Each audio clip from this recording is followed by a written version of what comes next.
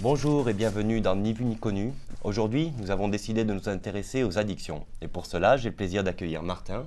Bonjour Thomas. Salut Martin. Et Camille. Bonjour Thomas. Salut Camille, Salut. qui sont tous deux étudiants en master de communication scientifique à l'UNISTRA. Alors, la France compte environ 16 millions de fumeurs. C'est assez impressionnant vu que ça fait environ un tiers de la population. À 17 ans environ, 95% des adolescents ont déjà essayé soit le tabac, soit le cannabis, soit l'alcool. Et on sait que c'est à ce moment du développement, à 17 ans, que les lésions ou la dépendance qui peuvent résulter de la consommation de drogue sont les plus importantes. On voit qu'il y a quand même un vrai problème. Effectivement Thomas, il y a un vrai problème et c'est pour trouver une solution ou du moins se pencher un peu plus sur la question que début janvier, il y a une sénatrice d'Europe Écologie Les Verts qui a fait une proposition de loi visant à légaliser le cannabis à usage non thérapeutique en France. D'accord. Donc elle savait très bien que ça n'allait pas aboutir, mais c'était au moins pour ouvrir le débat et casser le tabou qui réside encore en fait. Oui, d'autant que c'est un peu la politique mondiale ces temps-ci. Le Colorado a lui-même légalisé il n'y a pas si longtemps, c'est ça? Et je crois que le Canada aussi en parle. Comme c'était pas mal d'actualités, justement, on a voulu en savoir plus, savoir vraiment qu'est-ce qu'était une addiction, parce que quand on entend addiction, on pense tout de suite à l'alcool, aux drogues, au tabac. Mais on voulait savoir aussi si être accro au chocolat ou aux jeux vidéo, au shopping, séries internet, football. Ouais, tout ça, c'était aussi une sorte d'addiction. D'accord. Et pour savoir, pour trouver des réponses, on est allé interviewer un spécialiste du domaine, monsieur Pascal Romieux, qui est enseignant-chercheur. Et il travaille notamment sur les psychostimulants et processus adaptatifs. Très bien, je vous propose de regarder le reportage. Voilà, dans les laboratoires de neurosciences cognitives et adaptatives. Pour rentrer tout de suite dans le vif du sujet, j'aimerais connaître votre définition de l'addiction ou de la dépendance. Bien, en fait, l'addiction ou la dépendance, parce que pour moi c'est globalement la même chose, dans la définition que l'on a entre chercheurs, c'est l'addiction ou la dépendance, c'est une pathologie chronique du cerveau dans laquelle l'individu n'est plus capable de contrôler sa consommation de drogue. C'est-à-dire qu'il est dans un état de recherche et de consommation compulsive de drogue. Ça veut dire qu'il a perdu son libre arbitre. Je ne décide plus, moi, quand je peux fumer, quand je peux boire ou quand je ne peux pas. Il faut que je le fasse à un moment donné. Les trois premiers mots que l'on voit souvent dans les publications scientifiques dans le domaine, une pathologie chronique du cerveau, sont très importants de ce point de vue-là parce que ça veut dire que ça concerne le cerveau. Autrement dit, toutes les manifestations somatiques du corps ne sont pas forcément les plus importantes pour définir la dépendance. Ensuite, c'est chronique. Ça veut dire qu'on ne devient pas dépendant du jour au lendemain. Il va falloir consommer et reconsommer un certain temps pour devenir dépendant. Moi, par exemple, je donne souvent cet exemple-là, je suis fumeur et je ne me considère pas comme une personne saine. Je suis, entre guillemets, une personne malade. Mon cerveau ne fonctionne plus normalement, c'est pathologique.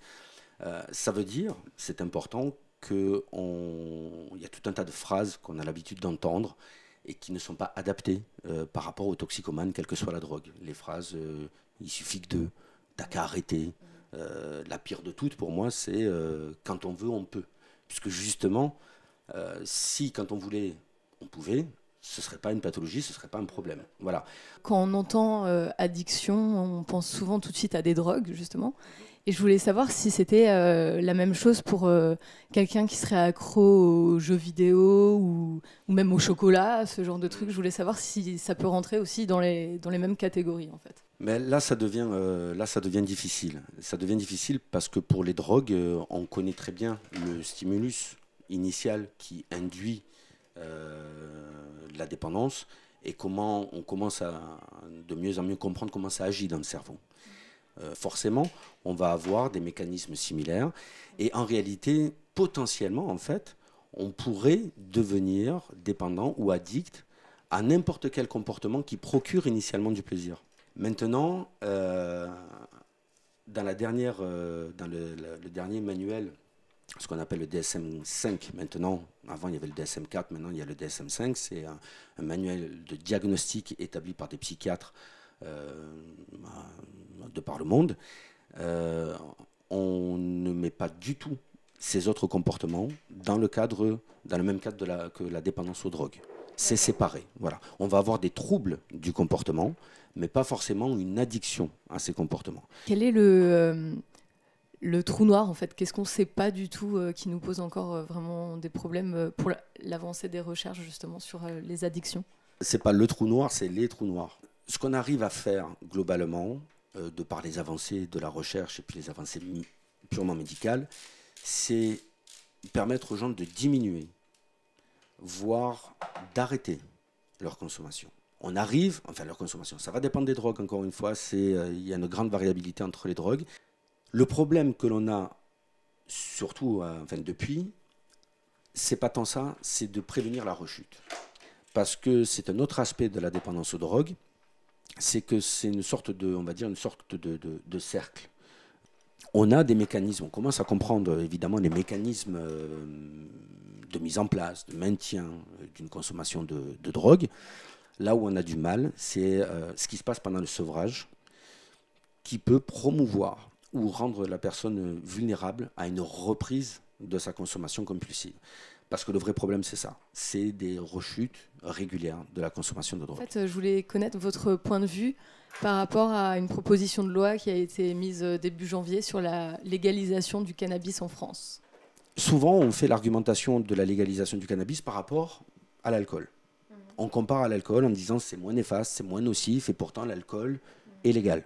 Voilà, effectivement. Alors là, j'ai envie de dire que, c'est pas parce qu'il y a déjà, je caricature, mais c'est pas parce qu'il y a déjà la peste et le choléra qu'on est obligé de rajouter le palu, quoi.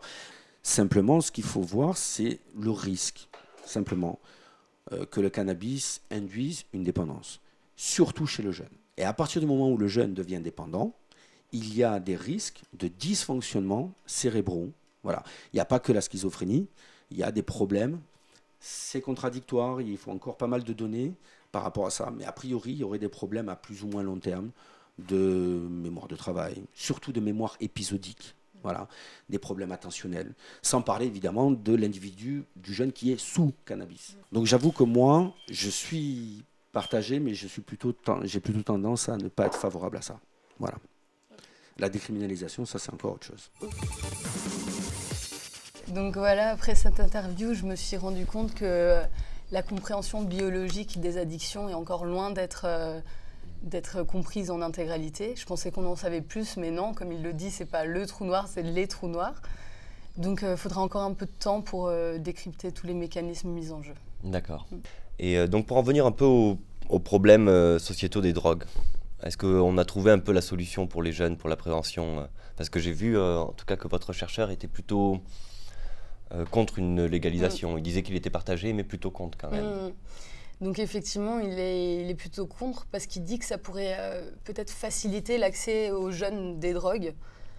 Mais même si c'est un argument contrebalancé par Esther Benbassa, celle qui a déposé la proposition de loi, étant donné qu'il n'y aura pas de vente dans les alentours des collèges-lycées et la vente, comme le tabac et l'alcool, sera interdit aux mineurs. Oui, et puis les jeunes ont déjà accès aux drogues en fait. C'est vrai, et c'est vrai que ça n'empêche pas les mineurs de boire ou de fumer. Exactement. Donc oui, il y a un problème là-dessus, et c'est vrai que quand on se penche un peu plus sur la question et qu'on a tout analysé, on voit qu'il y a quelque chose qui ressort souvent, c'est la prévention. On ne communique pas assez sur les effets de ces drogues et qu'est-ce que ça peut engendrer. Et c'est vrai que la consommation chez un jeune, c'est là le pire, parce que c'est là qu'il sera le plus vite dépendant, et c'est là qu'il y aura des dommages plus importants, quoi. Voilà. Et de la prévention. D'ailleurs, je crois que c'est tout à fait dans le sujet, puisque toi tu as choisi de nous montrer quelques sites de prévention. Voilà, alors oui, exactement. Qui se trouvent sur Internet. Exactement, donc des sites de prévention, on en a quand même sur Internet. Donc le premier que je vais vous montrer, il s'appelle Drogue, .get l'info, traque l'intox. D'accord. Alors ce site, je suis allé le tester avec des étudiants de l'université de Strasbourg. Alors c'est un site qui a été fait par la MILD. Donc la MILD, c'est la mission interministérielle de lutte contre la dépendance et contre la drogue et la toxicomanie, pardon. D'accord, et l'INPES Et aussi. l'INPES, donc Institut national de prévention, éducation pour la santé. Donc j'ai fait un petit micro-trottoir pour voir les réactions que les étudiants avaient par rapport à ce genre de site. Donc ça, c'est un site du gouvernement pour la prévention. Est-ce que tu penses qu'en soi, c'est une bonne chose, des sites de ce genre ? Les remarques sont un petit peu clichés et c'est des choses qu'on sait au fond. Oui, on sait tous que c'est mauvais. Après, les gens gèrent leur consommation et c'est un peu leur problème. Peut-être que ça peut les aider à se remettre en question, mais en dehors de ça... Est-ce que tu trouves que ce genre de site fait par le gouvernement, c'est utile, ça sert à quelque chose ? Je suis pas sûre que ce soit très utile. C'est sans doute bien de voir quelqu'un qui te parle d'histoires pas cool. Mais là, en l'occurrence, c'est peut-être un peu naïf. La construction, etc., les petites choses qu'on peut entendre au jour le jour, c'est vrai que ça, c'est sympa, c'est bien fait. Après, c'est juste la volonté du site. Est-ce qu'elle est très efficace ? J'en suis pas sûre, mais voilà. Bon, on va se faire notre propre avis. Tu nous guides Alors un peu oui, bien dedans sûr, c'était prévu. Donc je vais vous montrer un peu à quoi ressemble le site de l'intérieur. Très bien. Donc cannabis, vous allez ecstasy. voir.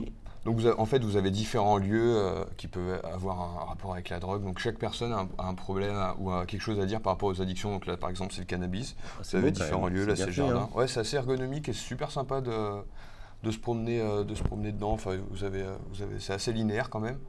Mais c'est sympa. Je vais vous montrer une petite vidéo, par exemple, pour vous montrer. Donc là, vous avez Paul qui a un problème avec la cocaïne. Là, c'est Karim qui va vous parler du cannabis. On va prendre l'exemple de Karim. Ça vous dérange si je roule un joint? J'en ai besoin pour me détendre. Et ça va m'inspirer pour terminer ce dossier. Alors voilà, là, vous on avez un choisit. petit peu le niveau des questions. Donc là, vous pouvez choisir info, intox, d'après vous. Oui, Intox, comme hein. elle disait, c'est complètement cliché. Ouais. Ah oui, vraiment, c'est totalement cliché. C'est le souci du site, en fait. C'est un petit peu ce qui manque. On va dire que c'est des choses qui sont assez bateaux quand même, que beaucoup de gens savent. Et c'est Ouais. quoi cette rubrique? Alors ça, On va c'est une savoir rubrique qui est plus. assez intéressante, vous allez voir par vous-même, parce qu'en fait, ça va nous envoyer vers un site qui appartient au gouvernement, donc c'est drogue.gouv.fr. Et là, Ok. vous allez avoir un petit récapitulatif. Par exemple, là, on parlait du cannabis, donc vous allez en savoir plus sur le cannabis, les effets, les risques, Un peu D'accord. plus sérieux. même des chiffres clés. Donc c'est plus sérieux, c'est très bien documenté. Donc Et sur toutes les drogues c'est ce aussi. qui est pas mal, ouais. D'accord. Donc voilà. Par contre, il y a quelque chose que j'ai trouvé intéressant dans le site parce que ça a plus d'impact.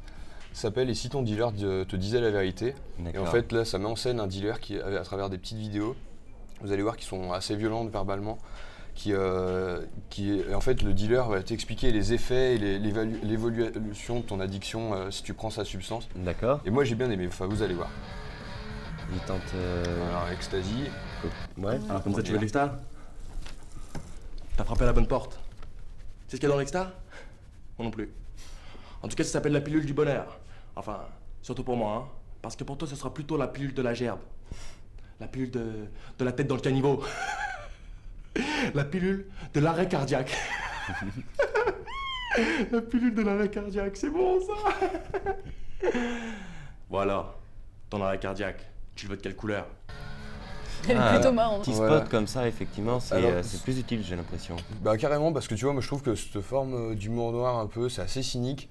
Je trouve que ça dérange justement. Et le fait que ça dérange, bah, je trouve que c'est beaucoup plus marquant. Enfin, c'est quelque chose dont tu te souviens plus facilement que ces petits clips. Oui, où un là, peu, vraiment, on a l'impression. un peu ingénu et naïf. Oui, quoi. c'est ça, c'est Donc, complètement ingénieux. donc je trouve que c'est beaucoup mieux à ce niveau-là. Et par contre, ça aurait peut-être plus sa place avant un film. Moi, je dirais, voilà, le problème, c'est ça. Est-ce que un nouveau consommateur irait voir un site pareil? Ouais, c'est Un ça. site pareil, non. Mais par contre, oui, les petites vidéos, si ton dealer disait la vérité, c'est des choses qu'on peut inclure entre les pubs ou des Ouais, choses comme ça. Et là, ça, ce serait fort. Ouais. là, ça aura un impact parce que c'est une heure de grande audience, par exemple, avant un film. Ouais. Ça peut être Ça, intéressant. faut Comme le que- truc du téléchargement, pardon. Il faut qu'il ait l'info à son insu, en fait, vu qu'il irait pas de lui-même sur un Voilà, site un peu ça. comme des vidéos Mm. pour la sécurité routière, par Ouais, exemple. ouais. Et tu Ou vois, le c'est de la téléchargement prévention qui a illégal, marché. Exactement. Qui est très connu. Avant les films. Télécharger, c'est du vol, là. Celle-ci, elle fait bien choc. Merci beaucoup, donc, Martin, voilà. pour ce site. Est-ce Pas de que souci. par hasard, tu en as un autre? Bien sûr, bien sûr. Alors moi, le second site que je vais vous présenter, il s'appelle Premier Combat, en fait. C'est la fondation BTP, donc Bâtiments Travaux Publics, qui s'est rendu compte, après une petite enquête, que leurs apprentis, il y en avait plus de la moitié qui étaient donc fumeurs de tabac. Il y en avait un 5e qui était consommateur régulier de cannabis et encore la moitié qui se saoulait régulièrement à travers les soirées ou des choses comme ça. Et donc ils se sont dit qu'il y avait vraiment un problème de santé publique dans leur formation quand même. Ouais, pas que dans leur formation. Pas que dans leur formation. Du coup, ils ont voulu faire ce site internet. Et en fait, ce qui est intéressant, c'est que les étudiants ont vraiment participé à l'élaboration du site. Il y a des web-séries, vous avez des petites vidéos comme ça. Donc là, vous pouvez voir que c'est vraiment les étudiants qui sont... donc je ne vais pas vous passer la vidéo, ce serait trop long, mais vous pouvez voir que c'est les étudiants qui ont en fait écrit tout ce qui est le scénario des web-séries. Je vais vous montrer des petits exemples sans vous passer... c'est participatif en plus, donc c'est très participatif. Vous avez plusieurs petits épisodes. Donc, par exemple, là, sa nuit, vous avez le clip ici. Et donc avec des jeunes, enfin c'est assez sympa. Et à chaque fois, en fait, ce qui est aussi intéressant, c'est que vous avez une parole d'expert. Donc là, par exemple, un créateur... Enfin là, c'est pas vraiment un expert, mais je vais vous montrer... encore un rugbyman.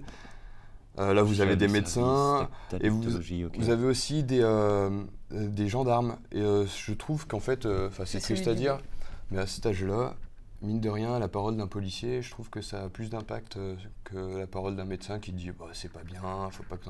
Ça, c'est pour les tout jeunes étudiants, j'imagine alors. Oui, pour les apprentis par exemple, pour les policiers. Pour les apprentis, c'est sûr que c'est certain que c'est vraiment fait pour eux, quoi. C'est avec des jeunes à l'intérieur de la web-série. D'accord, il y a un jeu concours et aussi un serious game alors? Voilà, il y a un serious game. Donc en gros, dans serious game, vous incarnez un jeune qui s'appelle Nicolas. Je ne vais pas vous passer la vidéo non plus. Ça a téléchargé, vous incarnez un jeune qui s'appelle Nicolas, donc qui va déménager, qui va un peu perdre ses repères, il commence une formation, il se lance dans la boxe un petit peu. En fait, vous, il va falloir que vous lui fassiez prendre les bons choix. Donc par exemple, fumer un peu, fumer beaucoup, ne pas fumer. En fonction des choix que vous allez faire dans le jeu, vous allez influencer le scénario, donc c'est ça qui est intéressant. J'imagine que c'est un peu cliché, peut-être comme le site qu'on a vu tout à l'heure. Tu l'as essayé? Beaucoup moins, parce que quand j'ai regardé le web-série et dans Serious Game, en fait, comme c'est des jeunes qui parlent, ils parlent sans tabou. Et le jeu s'intéresse vraiment à l'addiction et pas à la consommation. La consommation, ils partent du principe que voilà, tout le monde le sait, les jeunes consomment. Mais l'addiction, c'est encore un autre problème qui est occulté, comme vous l'avez dit, c'est tabou, surtout chez les jeunes. Et en fait, ce qui est intéressant, c'est que ils parlent sans tabou. Et franchement, en fait, dans certaines situations, on a tous été confrontés à ça. On se retrouve un petit peu à des choix qu'on a fait ou qu'on n'a pas fait, ou des choses comme ça. Et ça s'intéresse pas qu'aux drogues aussi, ça s'intéresse à l'alcool. Donc là, par exemple, vous avez un petit autotest. La drogue est un petit... Oui, l'alcool, on va dire une drogue légale, quoi. Donc, et là, c'est un petit autotest pour savoir où vous en êtes avec l'alcool. Et franchement, si vous essayez, c'est possible que vous soyez surpris dans l'autotest. Bien, merci donc, Martin pour... écoute... ces sites-là qui sont super intéressants. Nous arrivons maintenant au terme de l'émission. Donc merci à nos deux chroniqueurs pour ce moment passé avec vous. J'espère que vous avez passé un bon moment et nous allons vous quitter avec la vidéo de la semaine. Alors en fait, les humains ne sont pas les seuls à rechercher des moments de plaisir. On peut trouver ça chez des éléphants, des singes, des chats. D'accord. Donc voilà, là, dans cette vidéo, nous allons voir des dauphins avec un poisson globe, c'est ça? À bientôt pour de nouvelles aventures scientifiques. But something far more extraordinary seems to be happening. When attacked, pufferfish release a neurotoxin. In high doses, it can kill, but in small doses, it has a narcotic effect.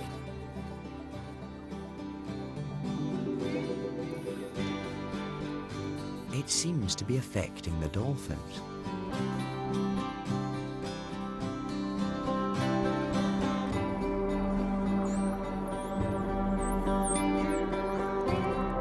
They appear totally blissed out by the whole experience.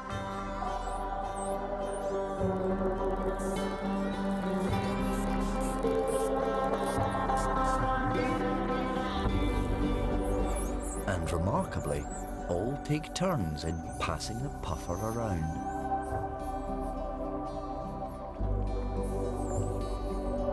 This is the first time that apparent recreational drug use has been documented in dolphins.